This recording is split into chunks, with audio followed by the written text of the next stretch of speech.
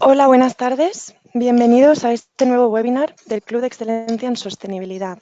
El webinar de hoy discurre sobre la inversión socialmente responsable, que corre a cargo de Carlos Saez Gallego, director y Head of Business Development for Spain y LATAM de Georgeson. La duración de este webinar será de alrededor una hora. Contaremos con 45 minutos de presentación y unos 15 minutos para contestar a las preguntas. A lo largo de la presentación podéis ir haciendo preguntas utilizando la herramienta de preguntas que aparece en el panel de control. Las preguntas se contestarán al final de la presentación.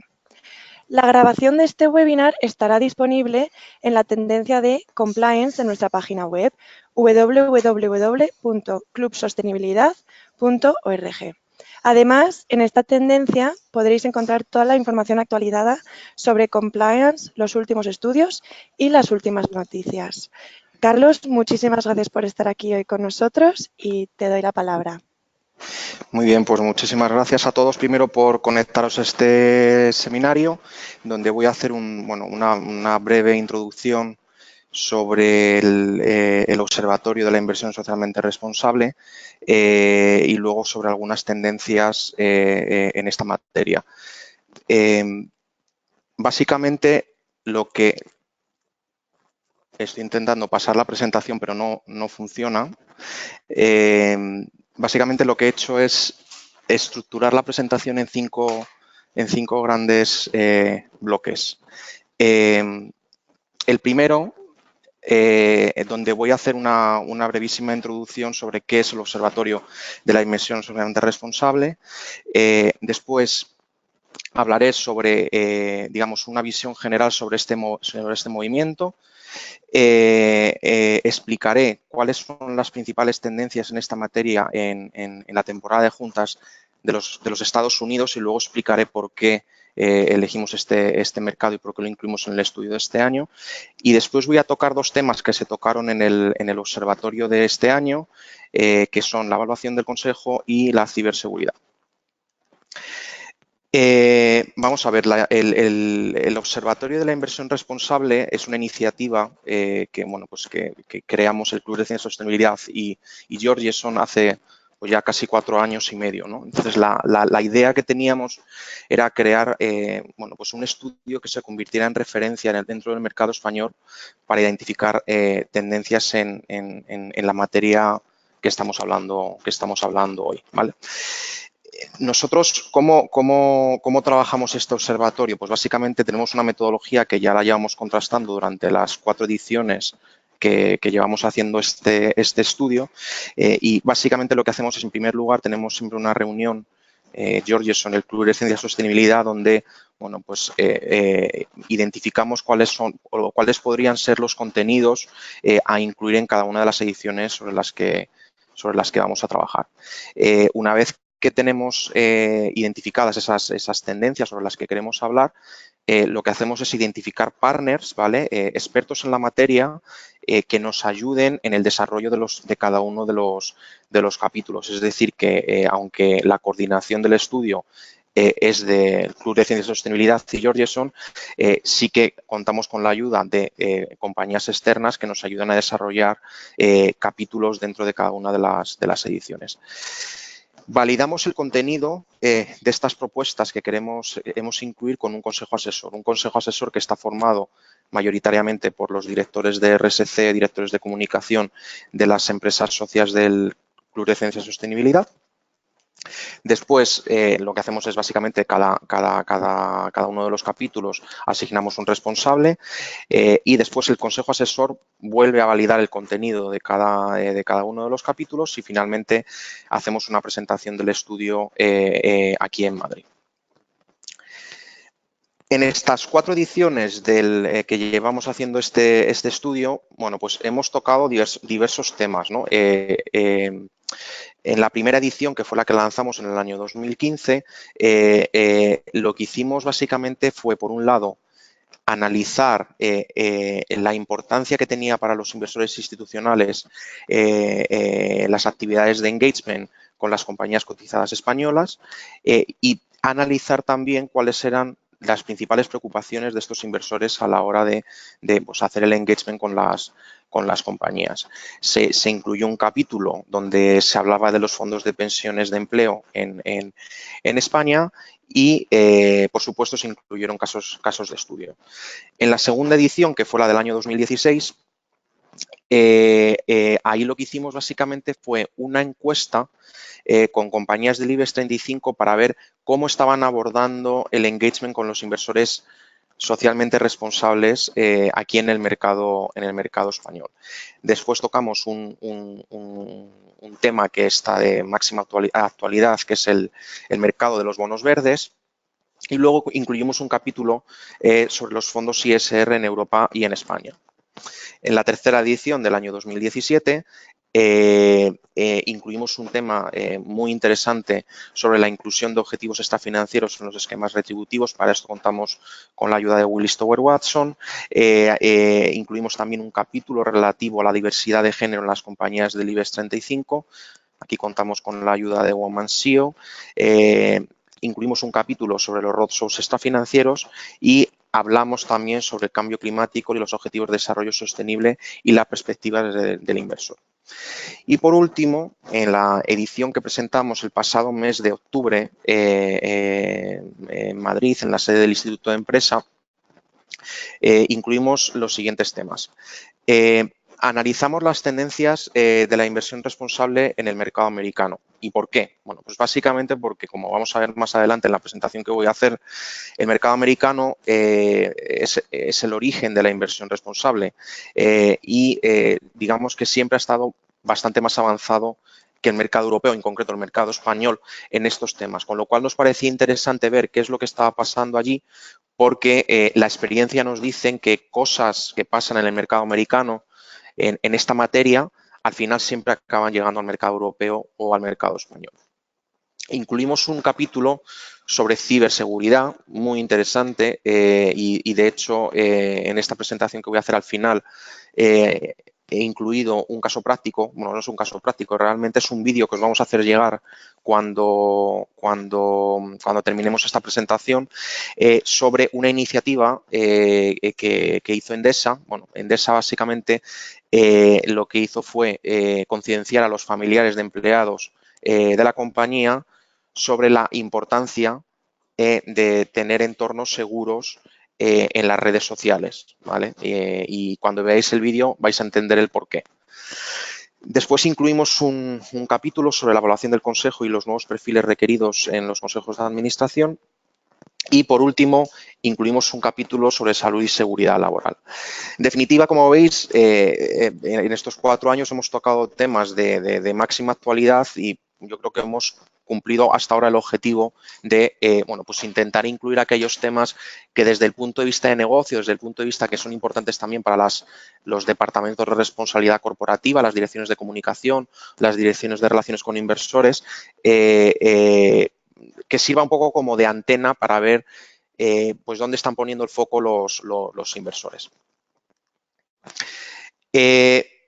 Cuando hablamos de la inversión responsable, bueno, pues la gente se piensa que esto es un concepto muy novedoso, que está de moda, pero que es muy novedoso, que es reciente. Bueno, no, realmente no. Realmente la cuna del denominado activismo accionarial pues tiene su origen en los Estados Unidos, ¿vale? En los movimientos religiosos que, bueno, pues que ya aplicaban a la hora de decidir en qué compañías invertían determinados criterios o filtros negativos pues a la hora de invertir en compañías, ¿no?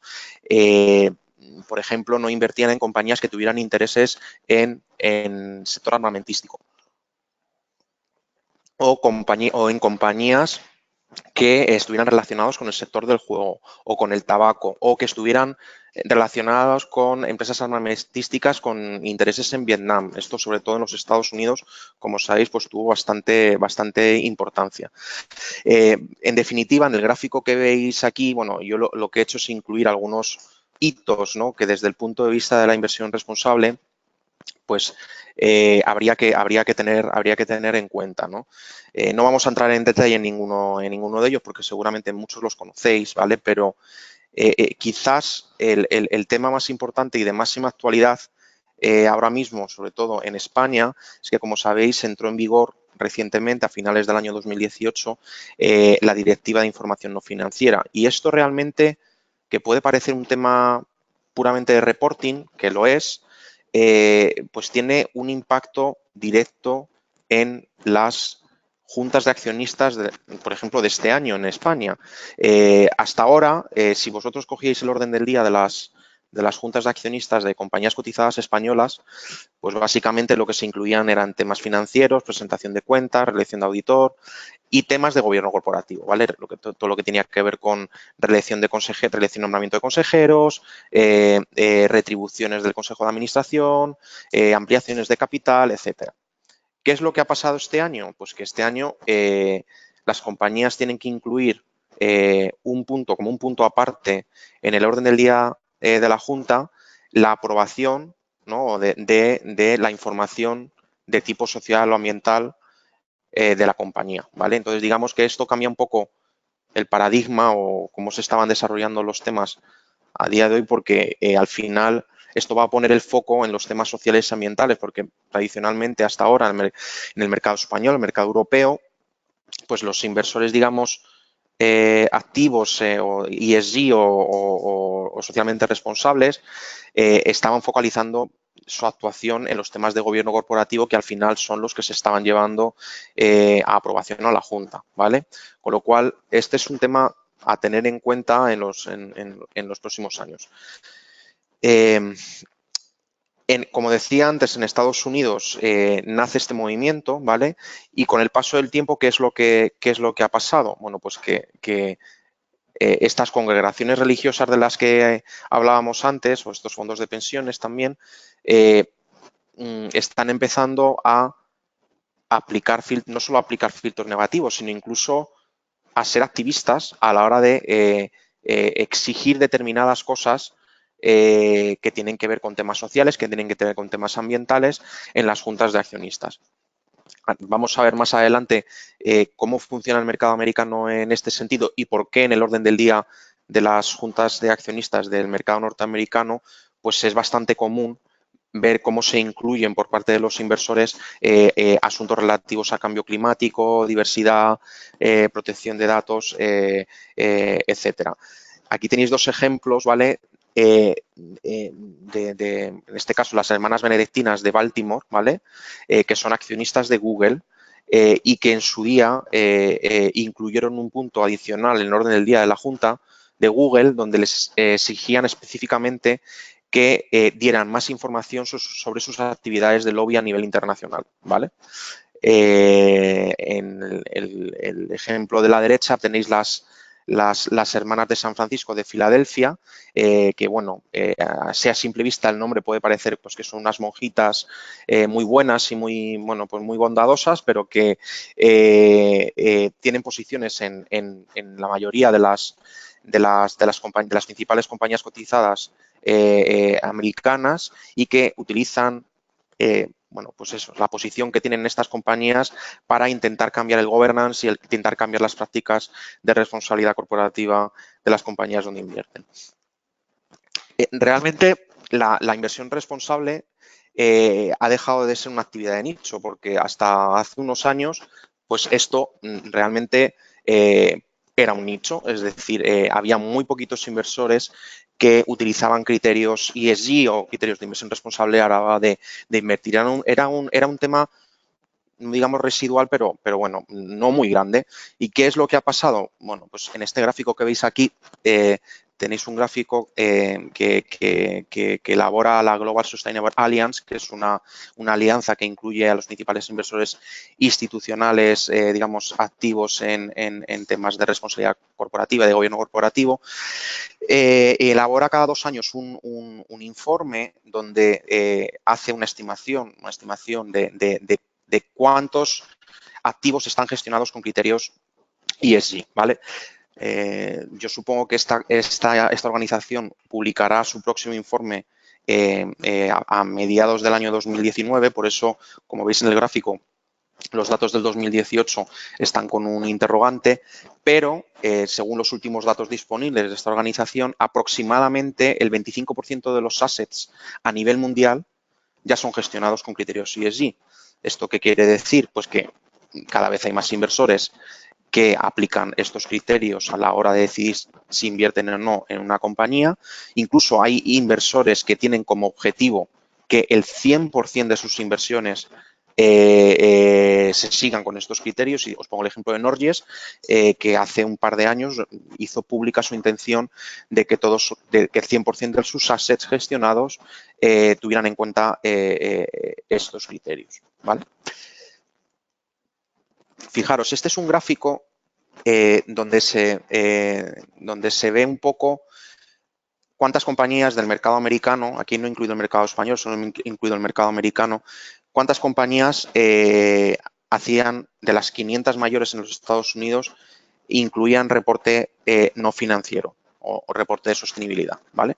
Fijaros, en el año 2001 solo el 20% de las 500 compañías más grandes publicaban informe de sostenibilidad.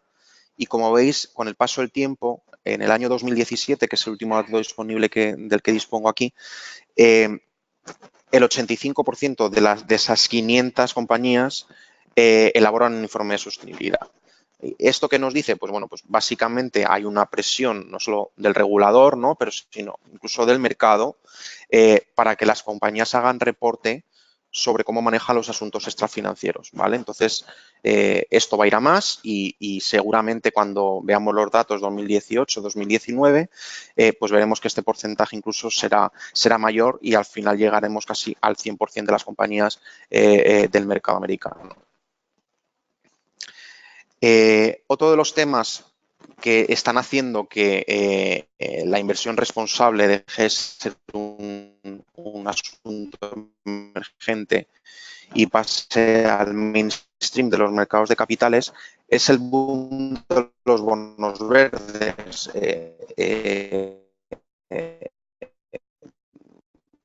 Al final, el sector financiero está empezando a aplicar criterios, digamos, de índole a hacer financieros, ¿vale? Entonces, recientemente, a finales del año 2010, se publican unos principios, ¿vale?, denominados los Green Loan Principles, que han supuesto, sin lugar a dudas, un revulsivo para este mercado, ¿vale? Y los 4, digamos, componentes clave de estos principios son los siguientes. Uno, el uso de fondos, es decir, que los proyectos a los que se destine ese préstamo tengan carácter, digamos, que sean medioambientalmente favorables para el entorno, ¿vale? Tiene que existir un proceso de evaluación y selección de proyectos, es decir, que el prestatario debe comunicar de forma clara a los bancos cuáles son los objetivos de sostenibilidad, el proceso elegido, los criterios de sostenibilidad y los criterios de exclusión. El importe de los préstamos verdes debe reconocerse en una cuenta específica o se debe poder monitorizar para poder mantener la transparencia y, por supuesto, el prestatario debe proveer de información actualizada y disponible. Es decir, tiene que hacer un reporte anual donde se haga una evaluación de cómo ha ido el préstamo y en qué se ha dedicado los fondos de ese préstamo en concreto.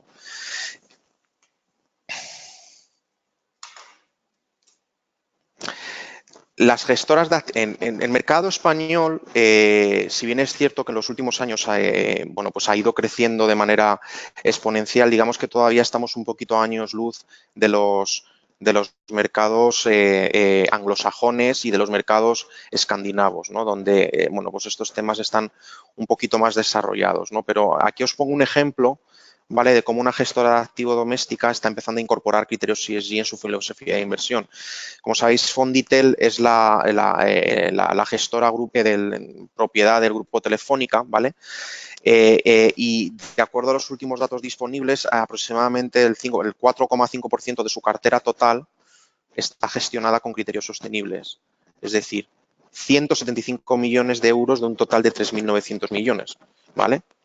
Para el año 2020, ¿vale?, Fonditel se ha comprometido a que este porcentaje se eleve hasta el 10%, ¿vale? Esto nos da un poquito la idea de cómo las gestoras, bueno, pues están viendo que esto ya no es solo un tema de nicho, sino que además tiene beneficios económicos, y bueno, pues han visto que gestionando su cartera con criterios extrafinancieros, pues se puede obtener mucha más rentabilidad. Fijaros, el mal desempeño en materia medioambiental y social tiene implicaciones en materia de governance. Esto fue en la primera edición del observatorio, como os he dicho anteriormente, nosotros hicimos una encuesta con inversores institucionales extranjeros, ¿vale? Y una de las preguntas que les hicimos fue si ellos penalizarían la reelección de un consejero o el nombramiento de un consejero por el hecho de que una compañía hubiera tenido un mal desempeño social o ambiental o una crisis reputacional, ¿vale?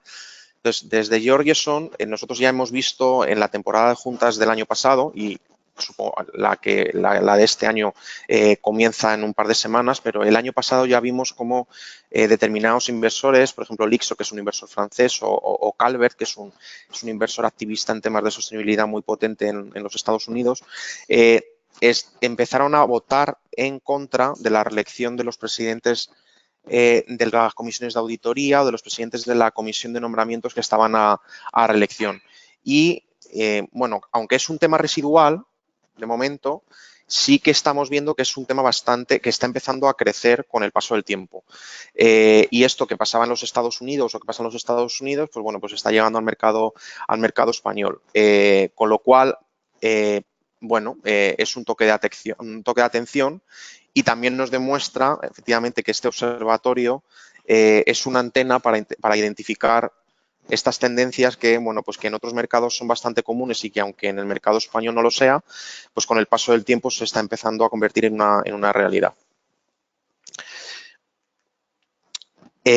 Cuando hablamos de ESG o de inversión responsable, como nosotros lo solemos ver, es como una palanca para identificar y gestionar riesgos y oportunidades. Es decir, no solo estamos hablando, evidentemente, de identificar riesgos en materia de cambio climático, identificar riesgos en materia de derechos humanos, etcétera, sino que también es una fuente de oportunidades que impacta directamente en el negocio.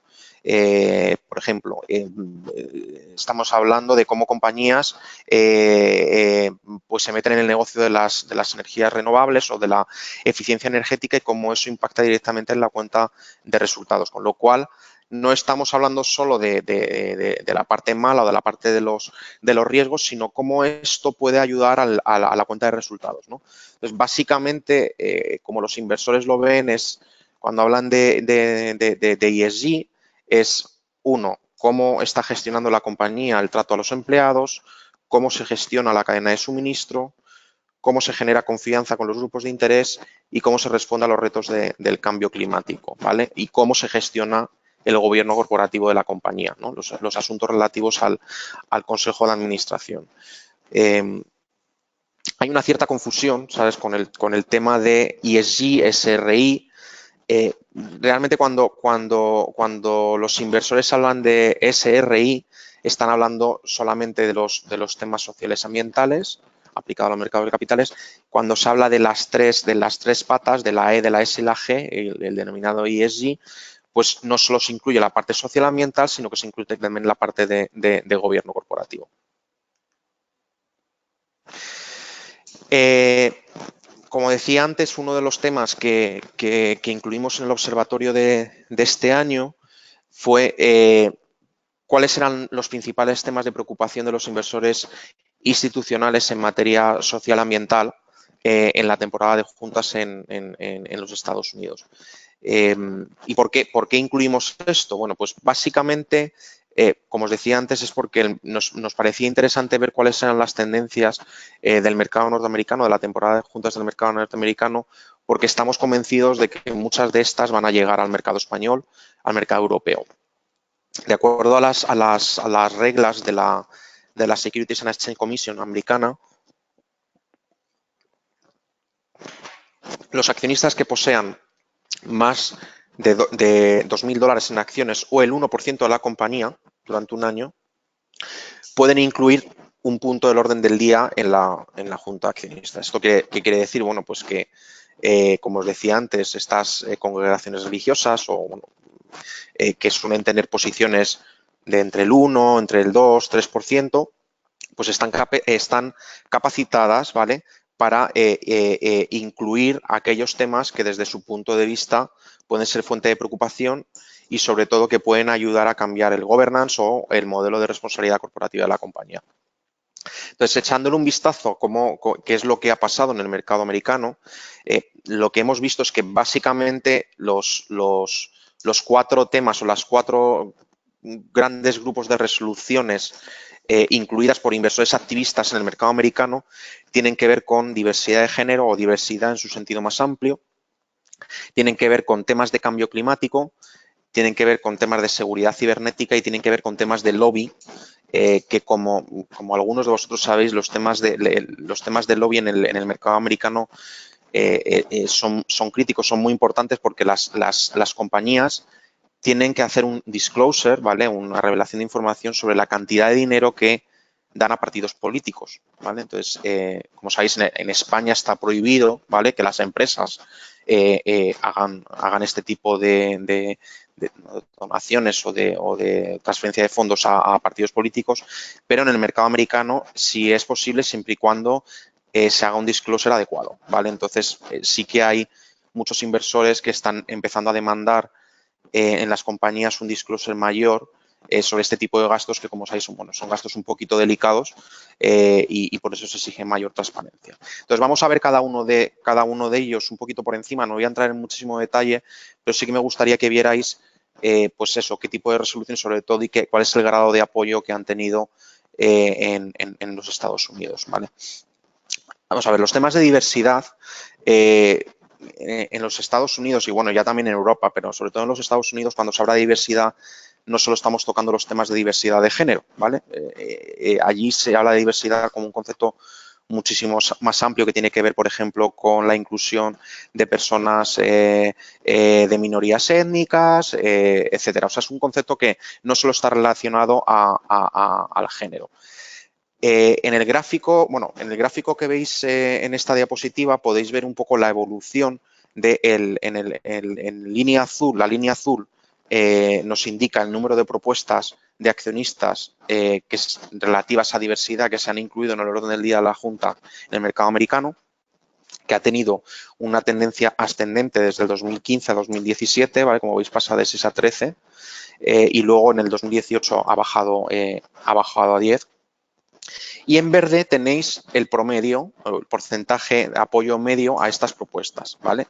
Que también en este caso sí que ha tenido una tendencia ascendente, ¿vale? Entonces, lo que nosotros hemos visto en la temporada de juntas a nivel mundial es que hay determinados inversores que están empezando, digamos, a poner bueno, pues determinados requerimientos, por ejemplo, a cuántas mujeres tiene que haber en el consejo de administración de una compañía, ¿vale? Entonces, hay inversores que están empezando a pedir el 30%, como sabéis, es la recomendación del Código de Buen Gobierno, pero incluso la recomendación a nivel de la Unión Europea es que en el 2020, bueno, pues el 30% de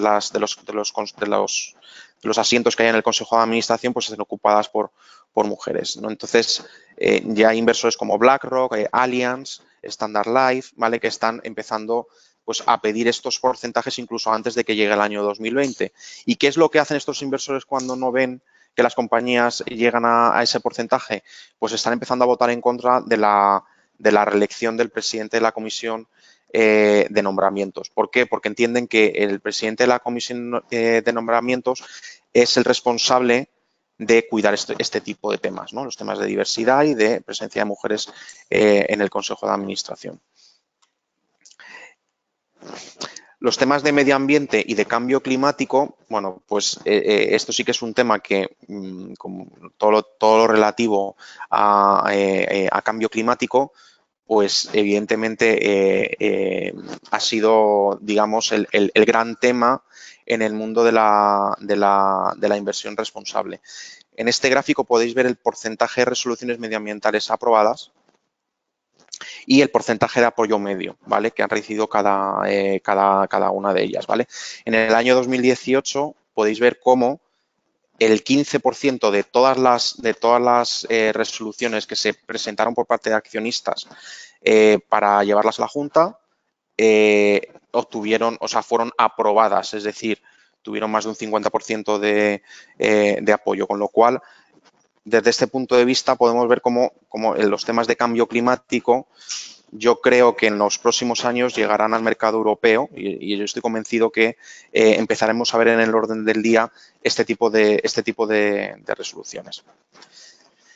En la parte de datos y seguridad cibernética, bueno, aquí no tenemos datos sobre qué es lo que ha pasado en el mercado norteamericano, pero como sabéis, en el año 2018 en Europa entró en vigor una nueva ley de protección de datos personales. En los Estados Unidos no existe un reglamento como el que se ha lanzado a nivel europeo, pero evidentemente hay inversores, ¿vale?, que pues digamos, dentro de sus políticas están empezando a incluir estos temas, ¿vale?, como parte de su análisis a la hora de, bueno, pues de decidir dónde invertir o de hacer el screening de las compañías donde están ya invertidos, ¿vale? Entonces, bueno, aquí os hemos incluido un ejemplo de un inversor, Pinco, que es un inversor americano que está presente incluso en compañías aquí en España, pero en los Estados Unidos pues es uno de los principales inversores institucionales. Y como veis, de los temas que ellos, digamos, tienen en cuenta a la hora de hacer engagement con las compañías, en el 22% de los casos están incluyendo los temas de ciberseguridad, con lo cual entienden que el Consejo de Administración es el responsable de supervisar este tipo de asuntos y, por lo tanto, al ser una fuente de riesgos, los inversores están empezando a empezar a preguntar a las compañías cómo están manejando este asunto, porque sabéis que en los últimos años el caso más flagrante ha sido Facebook, ¿no?, que como sabéis pues tuvo temas de seguridad de la información muy graves y eso ha impactado directamente en la reputación de la imagen de la compañía, ¿no? El último tema, los temas relacionados con lobby, ¿vale? Como os decía antes, pues a diferencia del mercado europeo, el mercado español, en los Estados Unidos las compañías tienen que hacer disclosure de las donaciones y de los pagos realizados a partidos políticos, ¿vale? Entonces, como podéis ver en el gráfico, tenéis el número de propuestas de accionistas en temas de lobby, que bueno, desde el 2015 al 2018 bueno, se ha mantenido más o menos estable, aunque en el 2018 ha bajado. Sin embargo, el promedio de apoyo, el nivel de apoyo medio a este tipo de resoluciones pues ha mantenido una tendencia ascendente, que en el año 2018 pues llega casi al 30% de apoyo medio. Otro de los temas que incluimos en el observatorio de este año fueron los temas relativos a evaluación del consejo y nuevos perfiles requeridos para entrar en los consejos de administración, ¿vale? Entonces, básicamente en el desarrollo, el impulso, digamos, de la práctica de evaluación del consejo en España, pues ha tenido su origen sobre todo en la reforma de la Ley de Sociedades de Capital, la Ley 31/2014, que, como sabéis, convierte en regulación la recomendación del antiguo Código Unificado de Buen Gobierno, en el que se indicaba que el Consejo tenía que evaluar su funcionamiento y el de las comisiones una vez al año y proponer un plan de acción, ¿vale? En el Código de Buen Gobierno del año 2015, el último que tenemos, el que está en vigor actualmente, en su recomendación número 36, se indica que cada 3 años se debe recurrir a un asesor externo, ¿vale?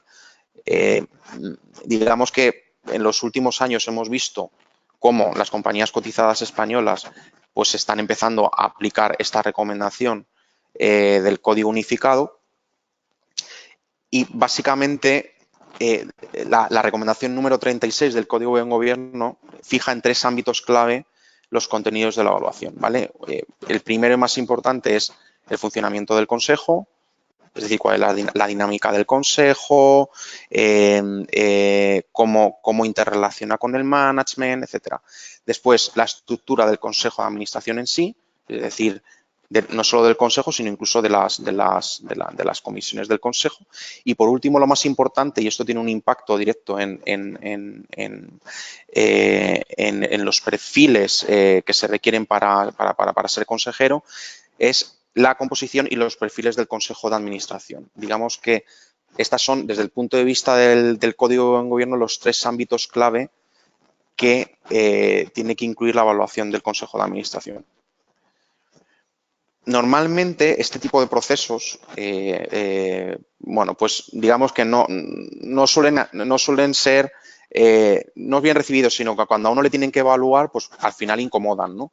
Incomodan y sobre todo cuando se tiene que evaluar a personas, pues también incomodan, ¿no? Pero bueno, básicamente este tipo de evaluaciones, ¿a quién evalúa? Pues por un lado al presidente del Consejo de Administración, al consejero delegado, al consejero coordinador, a los presidentes de las comisiones, incluso algunas compañías están empezando a incluir la evaluación del secretario del Consejo si es que este es miembro del Consejo de Administración de facto. Nosotros hicimos una encuesta, ¿vale? donde le preguntábamos a algunos consejeros de compañías del IBEX 35 cómo veían ellos la participación de un asesor externo a la hora de, bueno, pues de apoyar a las compañías en estos procesos de evaluación. Esto fue una encuesta que elaboramos hace 1 año y medio y, bueno, pues en el 41% de los casos lo que nos indicaban es que ellos entendían que cada 3 años era lo más común o tendría que ser lo más razonable como práctica adoptar por las compañías. El 34% de los entrevistados nos dijeron que cada 2 años. Hubo el 16% que nos indicó que anualmente. Lo que pasa que, bueno, aquí lo que nos encontramos es un tema de coste, porque al final es verdad que las compañías pues no quieren gastarse todos los años lo que cuesta contratar a un asesor externo para que lleve a cabo toda la evaluación del Consejo, y yo creo que ese es, digamos, es el principal hándicap que vemos a que se lleve a cabo anualmente, ¿vale?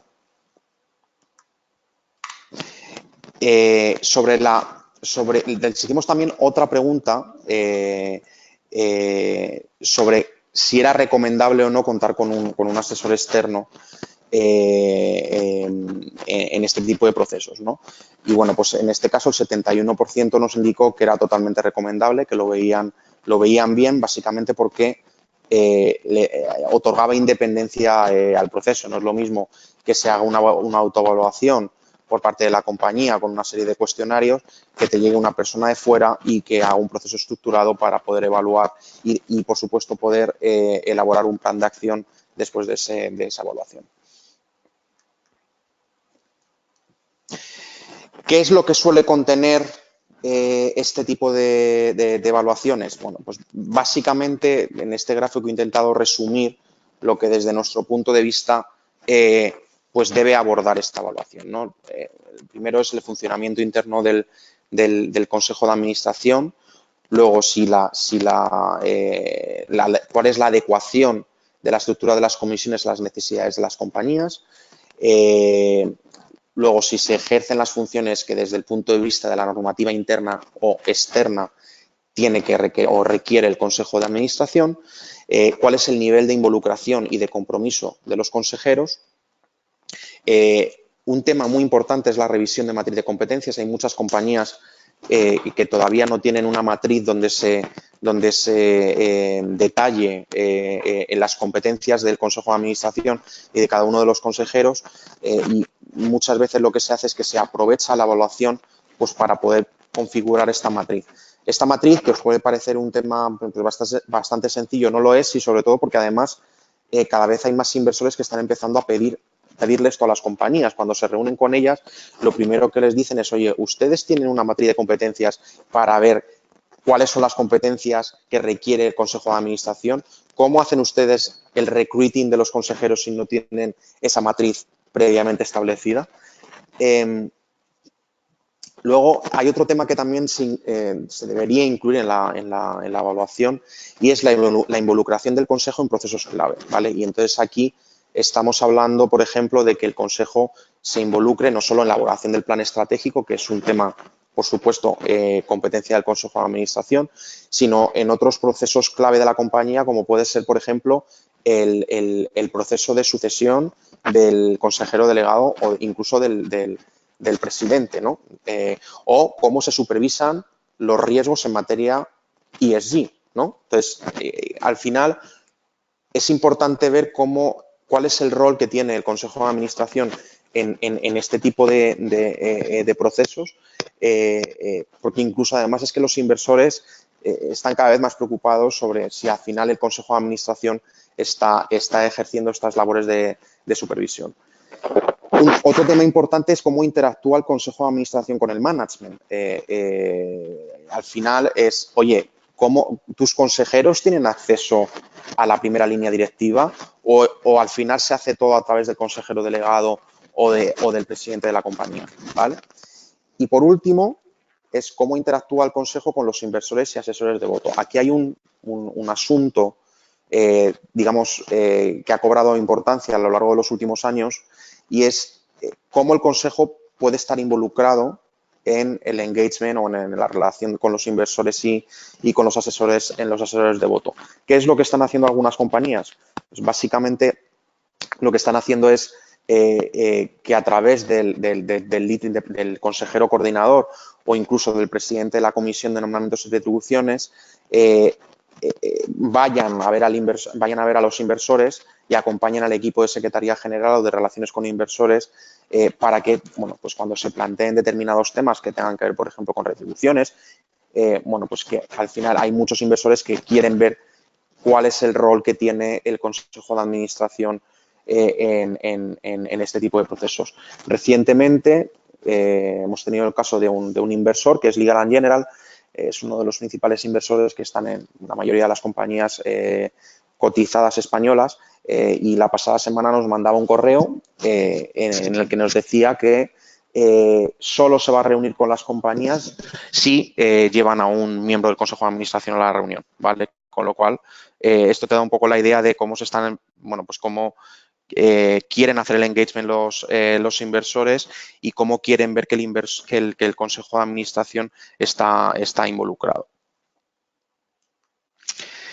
En la parte de ciberseguridad, y ya acabamos, yo os había traído un vídeo que no lo vamos a poder proyectar ahora, pero que os vamos a mandar el link para que lo veáis en vuestros ordenadores desde casa o desde el trabajo. Y no os voy a adelantar mucho, pero esto fue una iniciativa de concienciación que se hizo desde el área de recursos humanos de Endesa, donde se hicieron grupos de trabajo, bueno, reuniones con empleados y con familiares de empleados para concienciarles acerca de la importancia que tiene contar con entornos seguros, ya sea en temas de redes sociales, la seguridad de la información, etcétera. Entonces, os animo a ver el vídeo porque realmente cuando veáis el vídeo estoy seguro que muchos de vosotros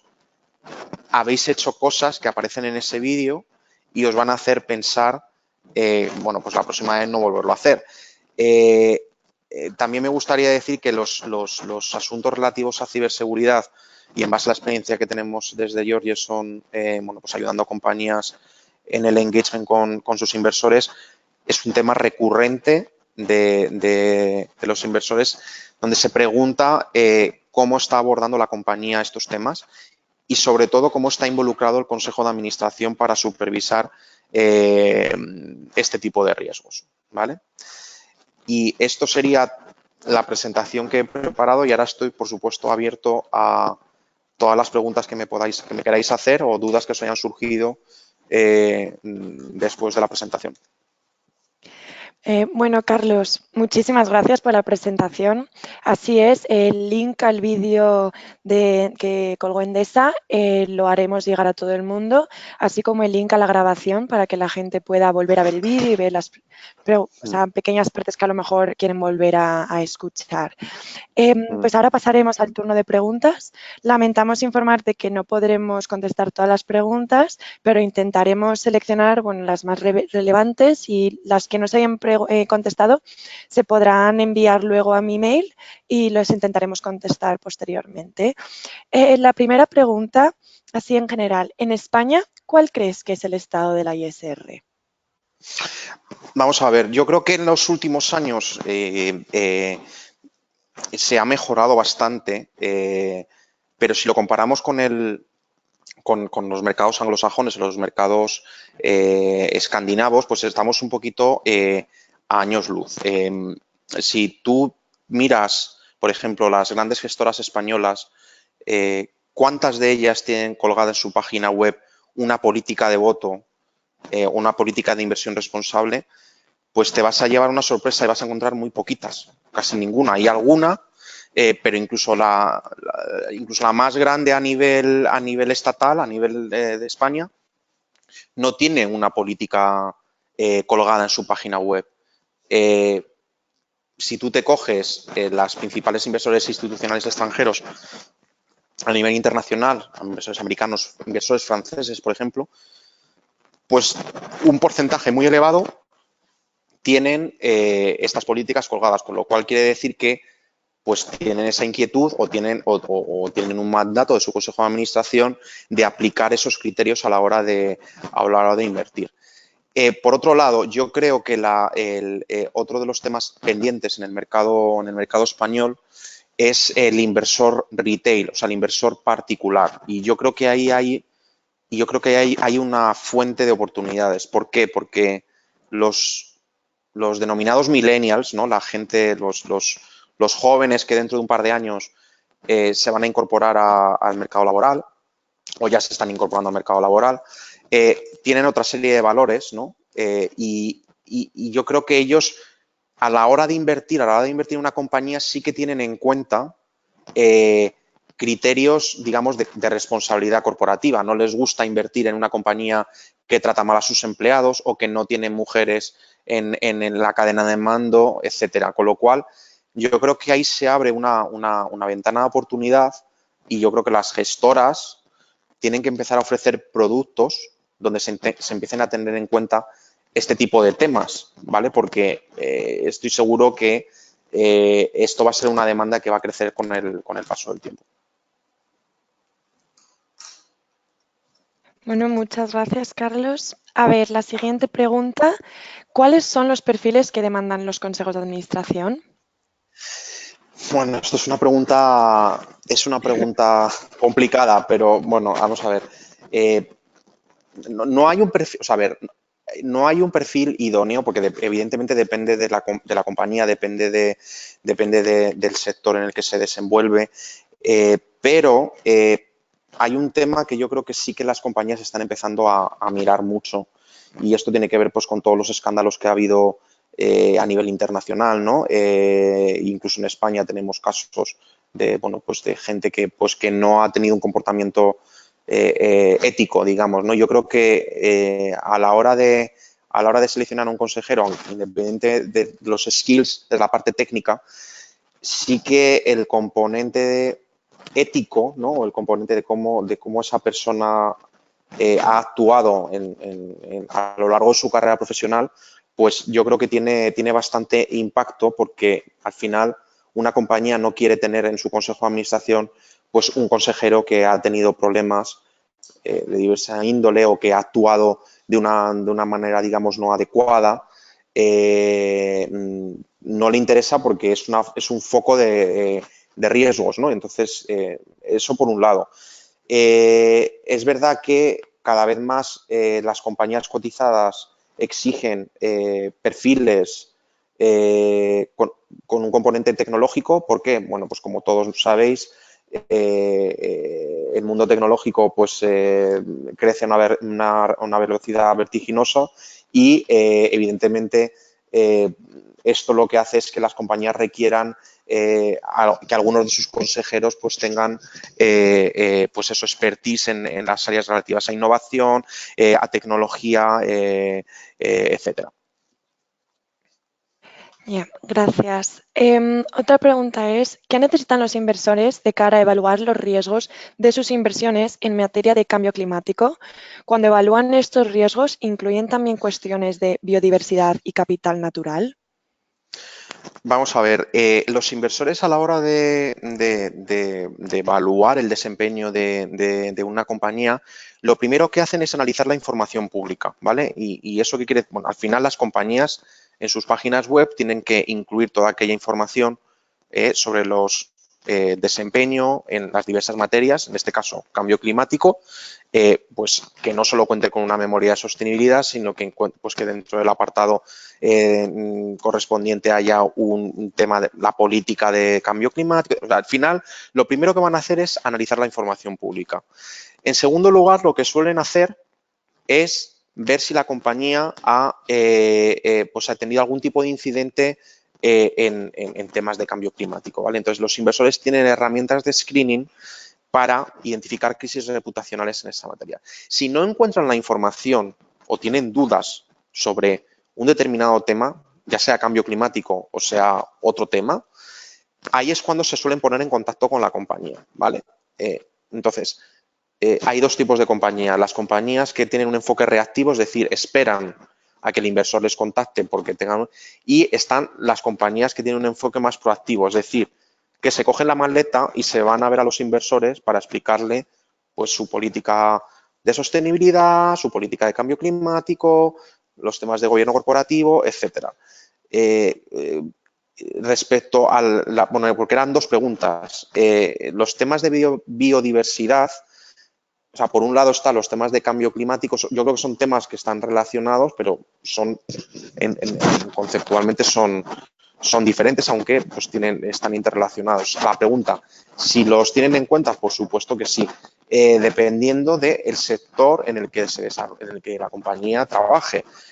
No es lo mismo una compañía del sector financiero que una compañía del sector petrolero. O sea, tiene muchísimo más impacto los temas de biodiversidad una compañía como Repsol que un banco, ¿no? Entonces, al final va a depender mucho del sector en el que desarrolle la compañía sus actividades. Gracias. Y bueno, ahora sobre el reporting no financiero. ¿Qué indicadores tienen más relevancia para los inversores? Pues aquí, a ver, perdonad que es que, vamos a ver, no hay indicadores más importantes ni menos importantes. Vuelvo a decir, es que depende, o sea, cada sector tiene sus indicadores más relevantes que otros o que pesen más que otros. Una compañía que trabaje que sea del sector textil, pues todos los indicadores relativos a derechos humanos, cadena de suministro y cambio climático o salud y seguridad laboral, evidentemente van a tener mucho más impacto, ¿vale?, que una compañía del sector financiero o del sector, yo qué sé, real estate. No es lo mismo un real estate que no es lo mismo Inditex que Merlin Properties. O sea, al final de lo que se trata es de hacer un análisis de materialidad, y seguro que muchos de los que están conectados saben de lo que estoy hablando, porque habrán oído miles de veces el concepto de materialidad o de asuntos relevantes. El inversor también hace ese análisis, no solo lo hace la compañía. O sea, el inversor sabe perfectamente en las compañías donde está invertido, sabe perfectamente cuáles son los temas clave, ¿no? Entonces, a la pregunta de cuáles son más importantes, te diría es que depende. O sea, depende quién me haga la pregunta. Si es una persona que está trabajando en CEPSA, por ejemplo, pues evidentemente todos los indicadores relativos a cambio climático, salud y seguridad laboral, derechos humanos, van a tener mucho más impacto. Ya. Vale, bueno, Carlos, una vez más, agradecerte muchísimo por tu tiempo y esta intervención tan informativa. Os recordamos nuevamente a todos los asistentes que podréis encontrar la grabación de este webinar en la tendencia de compliance y también, no sé si no lo había mencionado antes, que también se puede encontrar el informe del observatorio en las publicaciones en nuestra página web del Club de Excelencia en Sostenibilidad, donde se puede ver, bueno, más o menos todo lo que has mencionado y el estado de la ISR en España ahora. Bueno, por último, también informar a los asistentes que se enviará una encuesta sobre el webinar, que agradeceríamos mucho si lo pudieran rellenar para intentar mejorar en los siguientes webinars. Y bueno, Carlos, muchísimas gracias por todo y bueno, las preguntas que nos hayan podido contestar se me pueden hacer llegar e intentaremos contestarlas. Y bueno, y muchas gracias a todos los asistentes que han estado aquí. Bueno, Gracias. gracias. Gracias.